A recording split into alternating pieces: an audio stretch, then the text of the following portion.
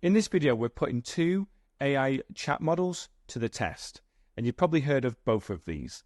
These are ChatGPT 4 and Claude Sonnet 3.5. Now, we've made a video comparing these two models a few months ago, and this is an update to this with some really fun prompts that are great for personal lives, but also for business. Now, the model I'm using on ChatGPT is a paid model, and the Claude Sonnet model is free, but I have upgraded to get more responses. And by the end of this video, after going through all the prompts, you'll be able to make your own decision about which model is going to work best for you. But before we dive in, check out the link in the description to learn about building with no-code tools, including how to build AI apps using APIs. Okay, so the first one is write a detailed blog post for a beginner piano student. Include details that you think are necessary for a well-written post that will help someone new to piano. Now, which one should I start? I'm going to start this one first. Go and go. Now, I left it quite open just to see what they come up with without actually giving them lots of guidance on how to do it.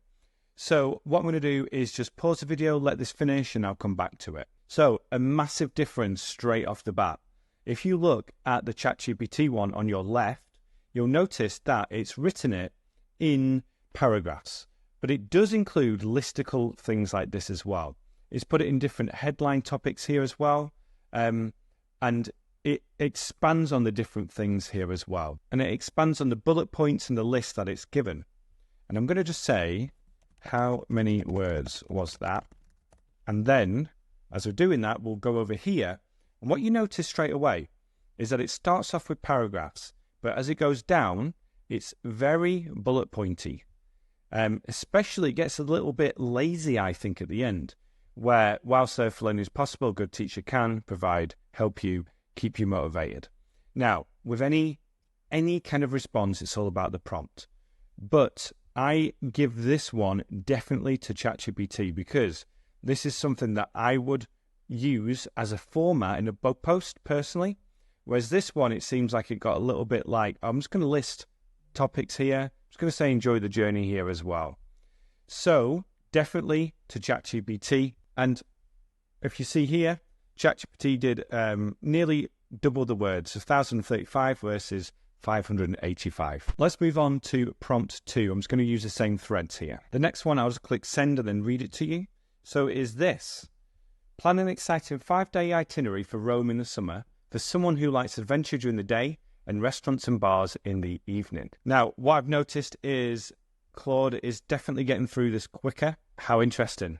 They're both saying the same itinerary. Now, maybe I have some experience with this recently, but what they're saying is start your adventure with a visit to Colosseum, Roman Forum, Palatine Hill. In the afternoon, Claude went off here by saying rent a Vespa, which is pretty cool. This one is more about like go to more museums. So I think Claude really picked up on the adventure part of it. And then they both say go to Trastevere and then also go to Trastevere. Same restaurant, Dar Enzo, and then bar scene, very similar. Day 2, I won't go on too long, but day 2, Vatican and Adventure, day 2, Vatican and Prati, Hidden Gems and Thrills, the Jewish Ghetto and the Historic Centre, Artistic Rome. So yeah, very similar in a way in terms of the way that they're going through it. I don't know which one to give it to. I think I'm going to give it to Claude because it definitely has this like adventure part to it. Whereas this one is a little bit more like, oh, go see a street tour, shopping. And so this one listened to the part where I talked about adventure. So I'm going to give this one just to Claude. Now, you probably noticed I'm from England, and the League Cup is a soccer tournament in England. And I know there are games tonight. Now, the last time we did it, Claude wasn't able to access real-time information. I've not looked into it to see if it is now, but let's see. No, still don't have real-time information on Claude, whereas the ChatGPT talked about it here. Here are some of the key games. So it's obviously search 5 sites here. Now, I use ChatGPT a lot to do searching for me because I find it quicker and a lot easier than going to websites and trying to find that out myself.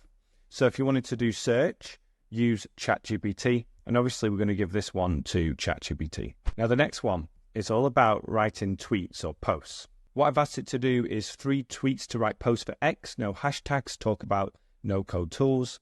And I'm just going to read these quickly. You can pause the screen and read them as well. I'm going to do that and then come back with my thoughts. Okay, I prefer Claude here because it's asking for engagement.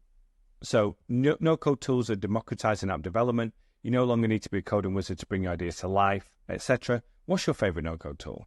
Have you automated any tasks lately? What business idea would you build with no-code? This one just seems a little bit more generic. No-code tools are revolutionizing how we work by turning complex tasks to simple workflows.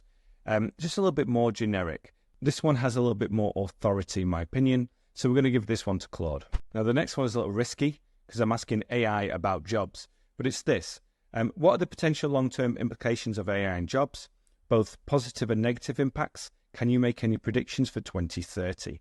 So I'm going into the reasoning part of the model here. And also just to see if it can make any type of prediction for jobs in the future.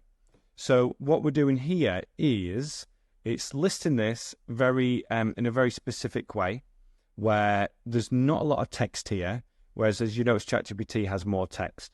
That can be good or bad. So it just depends on if you want this quickly. And again, you can ask the prompt to have more information, more text, etc.